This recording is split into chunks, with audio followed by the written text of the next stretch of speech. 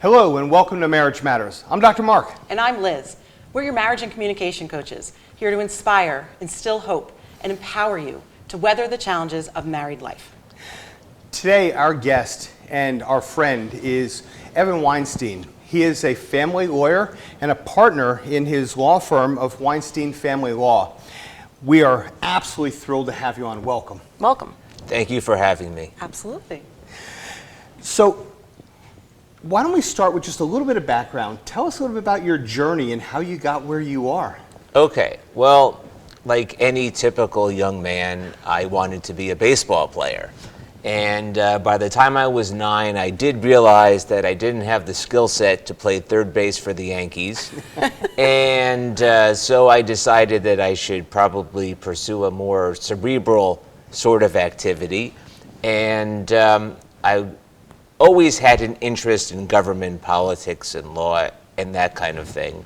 And I probably by the time I was 9, I knew that I was going to be a lawyer. Now, I was influenced by the fact that my father was an attorney, and he took me to court with him, and so I saw firsthand what the practice of law was like. And ever since I was 9, basically, I just assumed that I was going to practice law.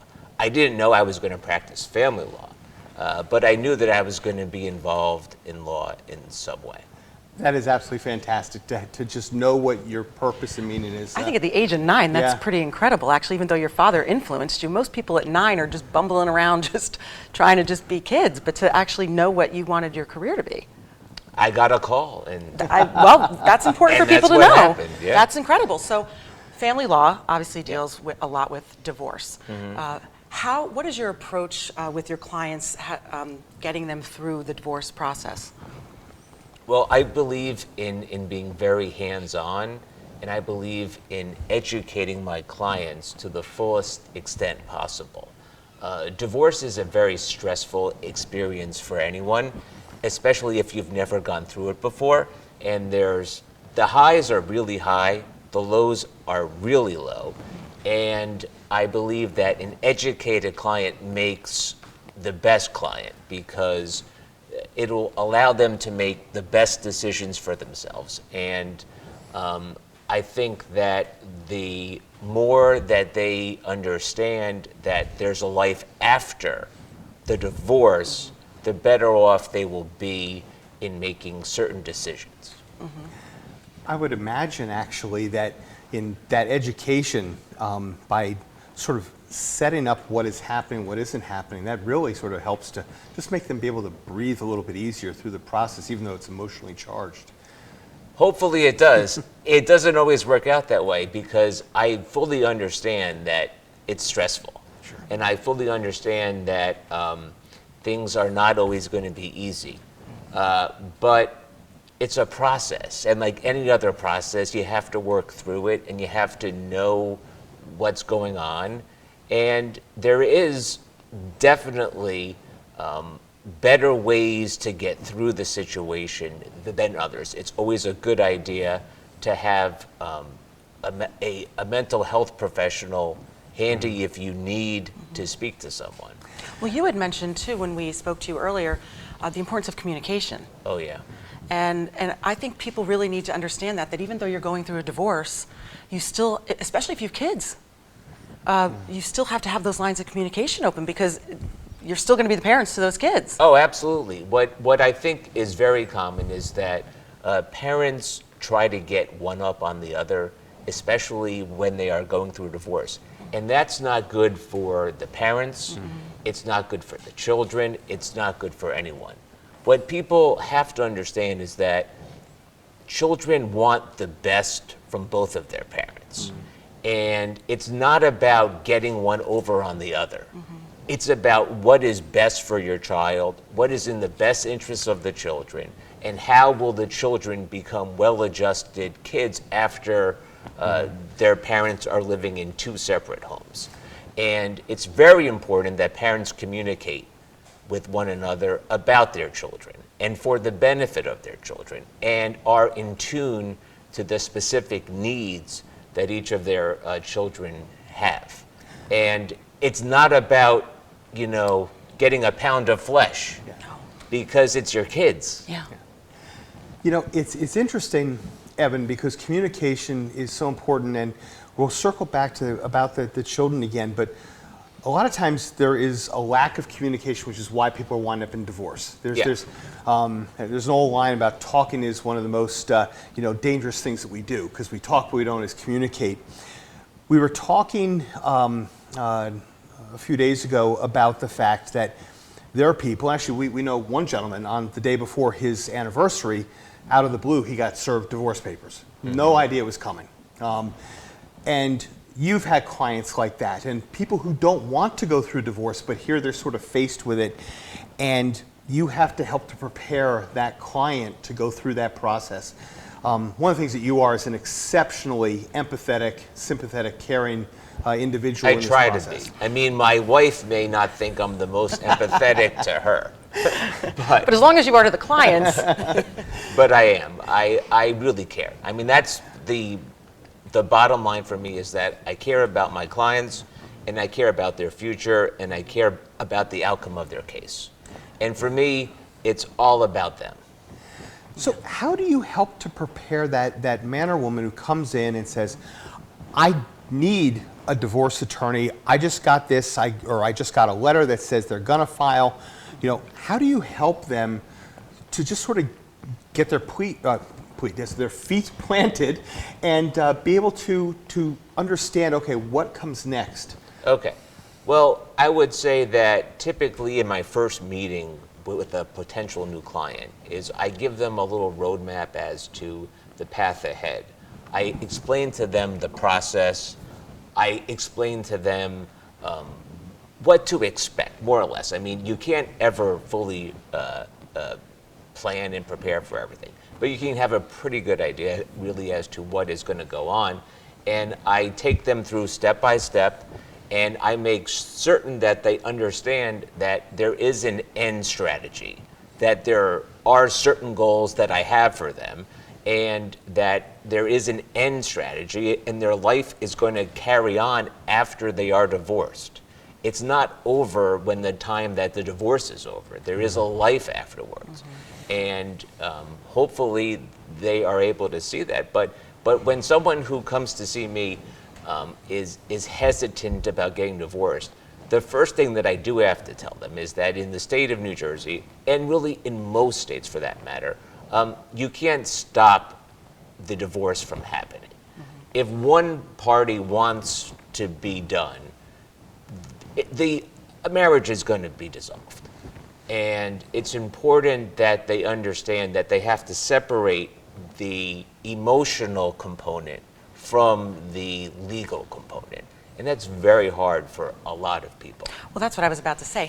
Can you, without giving anybody's names up, can you share some story with somebody who was in that situation who really didn't want it, and you're saying, hey, you have to take the emotion out of it, this is happening? Well, I think the best story that I can share is that I've represented a lot of clients over the years. But really one of them that stands out is that at the time that they were getting divorced, they were really down. When I say down, they were really not in a good spot. When the person would call to speak to me, there would usually be tears. And they weren't happy to be talking to me, which is common for me. Look, there are people that just don't like talking to me. It's fine. But over the months of the process, over the period of time, there was definitely a healing. There was definitely a moving forward, and this person was gaining more confidence. And this person became divorced, and this person actually got remarried a few years later and is now living a very happy and healthy life. And that's important that I see that. And it's important that others know that, because too often they just think of divorce as being the end of their lives. And it's really not. It's a transitional moment. It's a means to an end. And there's such a mindset there, I think, and that's really important that you say that, because when this person originally came to you, they're crying, they're upset, but over time, and it's you, which is really important that people understand. It's the fact that you can empathize and you can get them through that to understand that, as you said to us the other day, it's not a death sentence. There is life on the other side. There is hope. And they just have to, you just work them through that process. What I think it is, and is honestly, and the audience needs to really hear this for a moment, that what you do is you help to not only create, but to illuminate the hope that's there. People need hope. They need the idea that there is that availability, that there's something. What is hope? It's that single initial photon of light that comes into a dark space. Hope is always good, but as long as it's not false hope. And I 100%. really make an effort not to sell false hope. Yeah. And I am very upfront and honest with my clients from the beginning, and I don't sugarcoat things. I mean, I say things to them in a reasonable manner and in a polite manner, but I'm not going to just sugarcoat things. No. And like, if for some reason there's problems with the children, I'm not going to sugarcoat that. And they shouldn't be, because the more they know, the better. So speaking of children, what do you do when, or how do you work them through it when one or both of the parents wants more than 50% custody?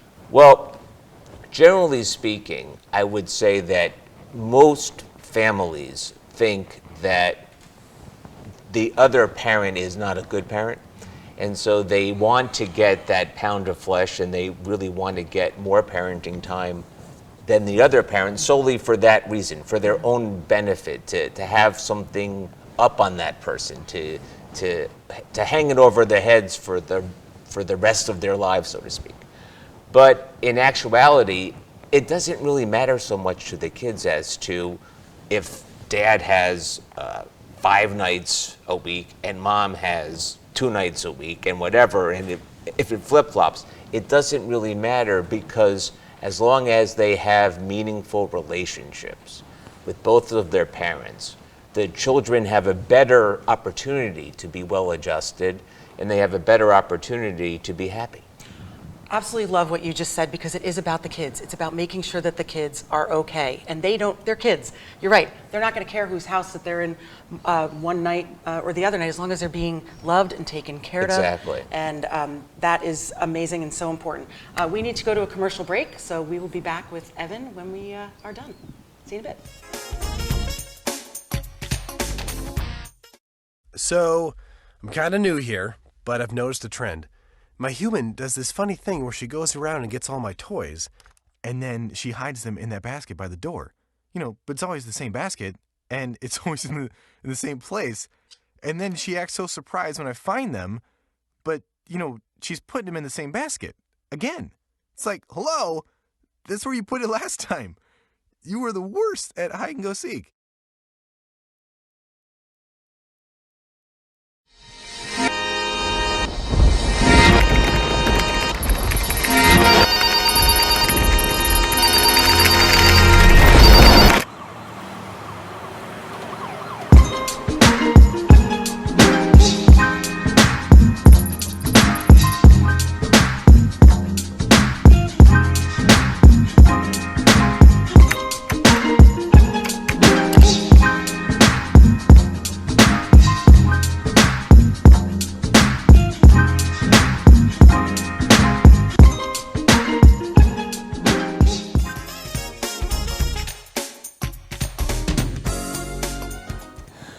Welcome back. We're here with Evan Weinstein of Weinstein Family Law. He's a partner and a family and divorce attorney who is really just cream of the crop, and we're so grateful to have him with us today.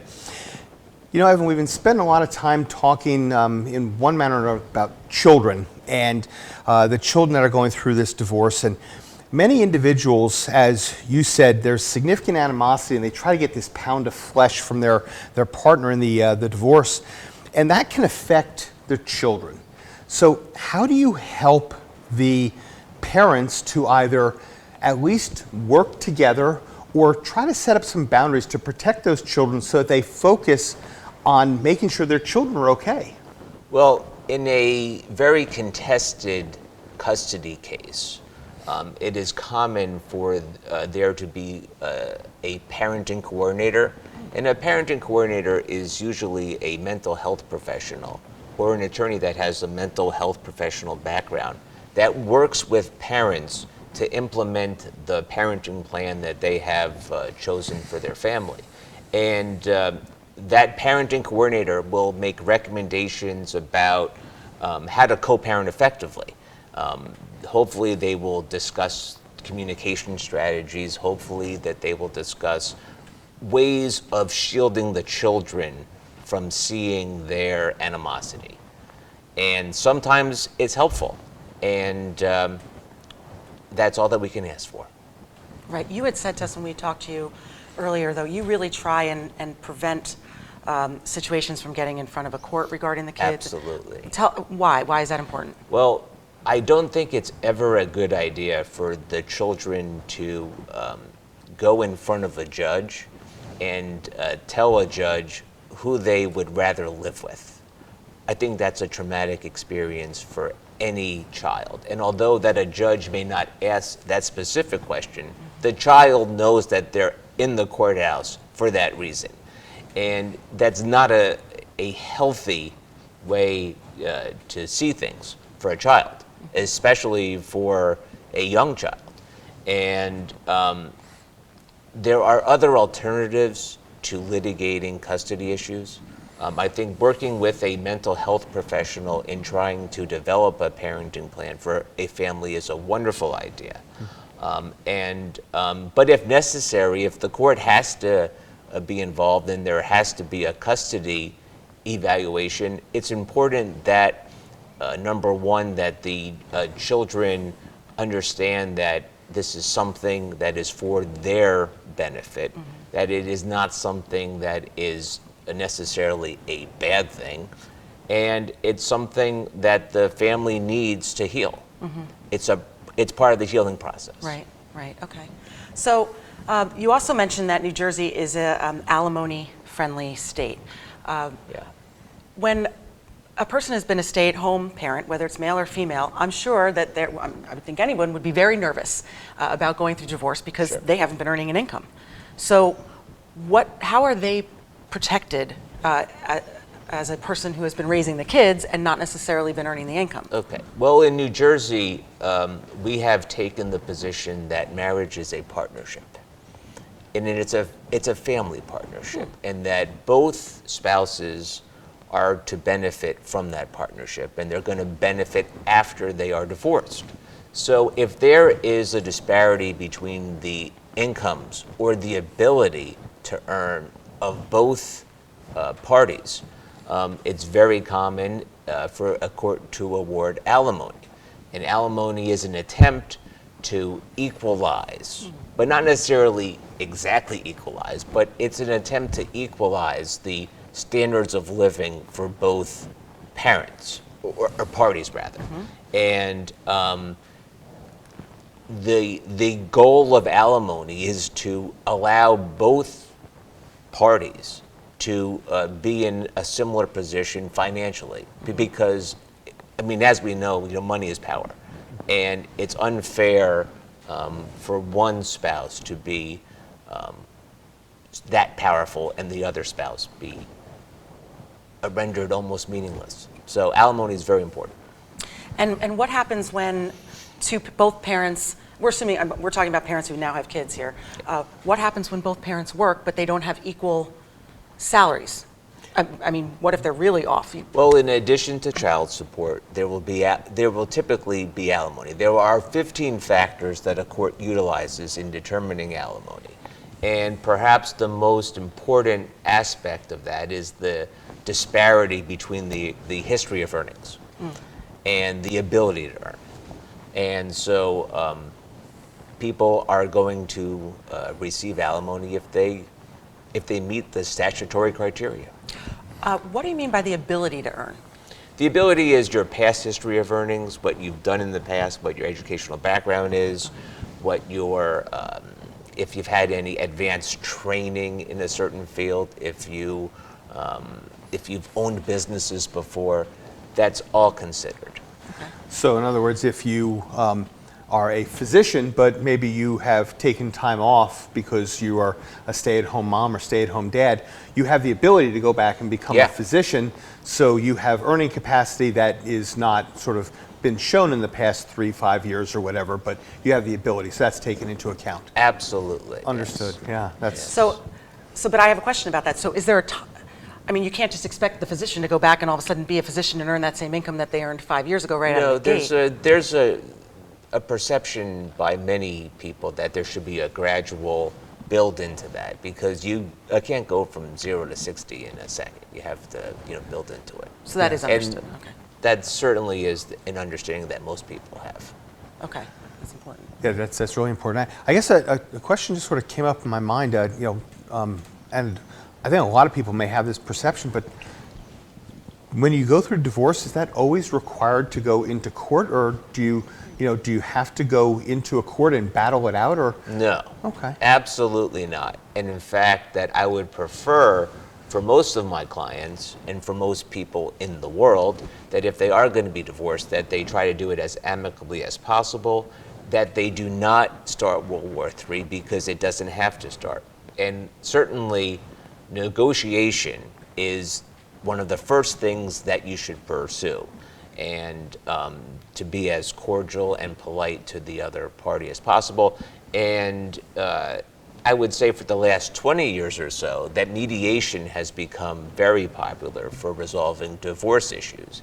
And mediation is essentially when both parties meet with an independent third party and try to work out a deal that works for everyone. That mediator brokers the deal and essentially tries to get both sides to make some sort of agreement. And in most circumstances, negotiation and or mediation often leads to settlement. Very rarely does it not work. I would say that less than 5% of my cases actually go to trial, but that doesn't mean that there isn't litigation in between. There's motions which are requests of the court to do something to help facilitate the process. If one party stops supporting the other, if one party doesn't provide discovery, if there's issues with the kids, the courts will get involved on these motions and they will make interim decisions. And that is a tremendous help. Well, I love what you just said, because honestly, I didn't know this. Less than 5% of your cases actually end up in court. I would think most people who are served or who are initially going to divorce, who come to you, are imagining that at the end they're going to be standing in front of a judge, and that's really not. Well, they may be standing at the judge at the end to actually get the judgment of divorce, but they don't really have to go in front of a judge and argue and air their dirty laundry, because no one really should be airing their dirty laundry in public. I mean, who wants to do that? Nobody does. But I went back to the movie Kramer versus Kramer, so that's what I was thinking. I think most people think that divorce is something is like that, and there's just a lot of battling out in a court. And there's no reason to fight over dishes. Yeah, there you go. Say that again. Yes. There is no reason to ever fight over dishes. Yeah, you are 100% right, and that is so important for people to know when they're in a situation like this. So, sorry, go ahead. No, I was going to say, I mean, this is what we have grown to know about you is absolutely fantastic, but let the audience know, please, what is it that has people choose you? There's so many divorce attorneys, and you're exceptional. We've seen that. What is it that really you believe is that superpower that people really connect with you and choose you? I think what makes me stand apart from other people is that I truly care. When I speak to someone, I really listen. I'm not halfway there. I'm all the way there. And I care about the outcome of all my cases, because I recognize that when they're done with my services, they're just left with the outcome. And I want them to feel like that that they've been well cared for.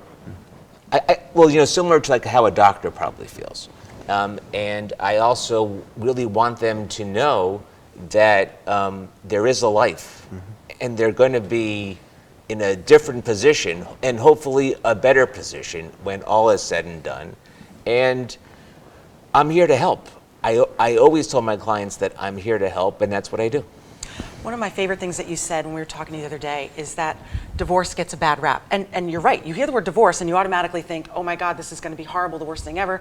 And And I think it's really important for people to see it through your eyes, because one of the first things you said was, there's so much hope. There is light at the end of that tunnel, and it could be that better life.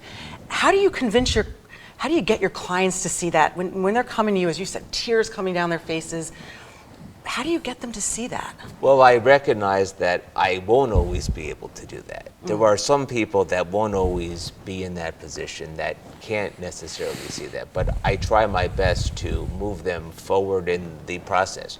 But I think that most people should look at divorce as really not the end, but it's just a transition.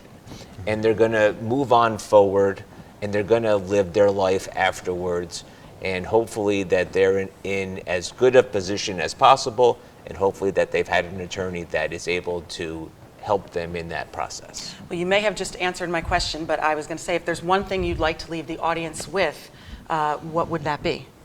That it's important to know that there is a life after divorce. It's important for them to know that if they use my services, that I will care for them, and that they have to go on and they have to move forward, and they should be prepared.